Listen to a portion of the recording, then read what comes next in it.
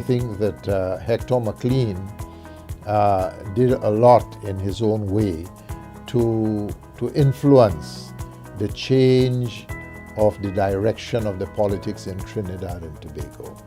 And I think he was very honest, very passionate, and very sincere about that. My impression, he was a genuine member of the People's National Movement.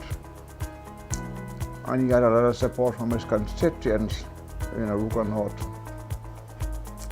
And I thought because of the support he had, it meant that he really worked for his area. I couldn't find any fault with McLean. Well, it was certainly a very brave move on his part to take on the political establishment of the PNM in the mid-1970s. Dr. Williams was someone who did not tolerate party indiscipline very easily and very nicely. And therefore, him making such a move, Mr. McLean, that was clearly an act of political bravery on his part, but it also meant the end of his political career in the PNM. I was quite taken aback, shocked when he walked across the floor after making his speech and took a seat in the opposition side. On March 31st, 1978, Hector McLean, then Minister of Works in the PNM government of Dr. Eric Williams, rose in the Parliament to speak. By the time he was finished, the parliamentary politics of Trinidad and Tobago would be changed forever. Now, he spoke under the heading Statements by Ministers. So he gave a report on an overseas visit that he had had in the context of his ministerial portfolio, and then proceeded to announce his resignation from the cabinet and from the party and to declare himself to be an independent. He had returned from a trip abroad as Minister of Works, and he got up to make a statement under Statement by Ministers, and he lashed out at the party, the PNM and the government, and then took his belongings and walked across to the opposition. Dr. Eric Williams, then Prime Minister and a PNM leader, did have undated letters of resignation from all of his parliamentarians. So Dr. Williams was in possession of an undated signed letter of resignation from Mr. McLean. Mr. McLean disavowed the letter on the floor of the House in making a statement. It didn't have any foundation in law, and Hector McLean proved that. It went to the courts, and it tested the power of the political leader of a party versus the power of the electorate. In the ruling, by declaring that letter invalid, the court was saying that you are a member of parliament because the people elected you, not the political leader appointed you.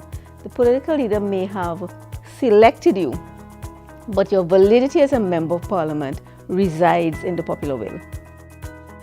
Dr. Eric Williams' problem of a dissident member who had come into Parliament on a PNM slate was also being experienced in the opposition ranks by opposition leader Bastille Pandey.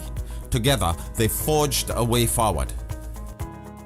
It was a question of dealing with a situation that was in serious conflict to one of the main planks of the PNM in its thrust for self-government and independence and all of that.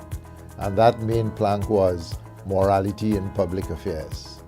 And that was being put to the test once more by him walking out of the PNM and standing opposite to the PNM and opposing the PNM thereafter during the remainder of his tenure during that term in the Parliament. Hector McLean's abrupt resignation from the PNM as Minister triggered the introduction of the Crossing of the Floor Bill, that controversial piece of legislation. Dr. Williams now had a different leader of the opposition to work with who had a similar problem as he did. That is to say, a member who had changed their allegiance.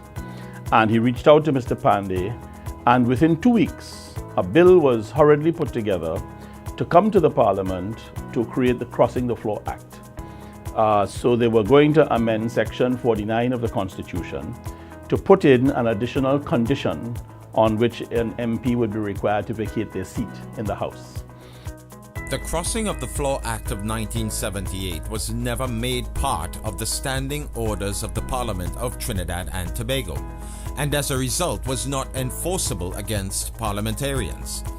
Its enforceability would be raised again when Dr. Vincent Lass and Dr. Rupert Griffith crossed the floor to join the Basdeo Panday administration in 1997, and also after Herbert Volney announced his resignation from the United National Congress after being fired from the People's Partnership government.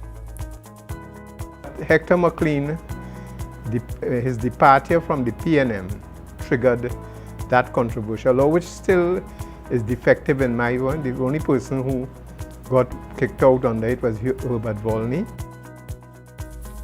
Whether or not Hector McLean knew it, his actions brought about a rethink on how parliamentarians crossing the floor should be treated by their parties. His was a bold move. History would be the ultimate judge of its impact on the PNM and the parliamentary politics in Trinidad and Tobago. I got the impression that McLean leaving did not create a stir for the civils in the party. He was just one of some members of the party. In that period of time, the party was building more membership and supporters, so that McLean leaving was just one of those things. I think that his crossing of the floor affected the morale of the core of the PNM. When McLean made his challenge, it certainly opened the door to a new era in politics where a direct and credible challenge to the PNM could in fact take place, even though McLean was not part of it.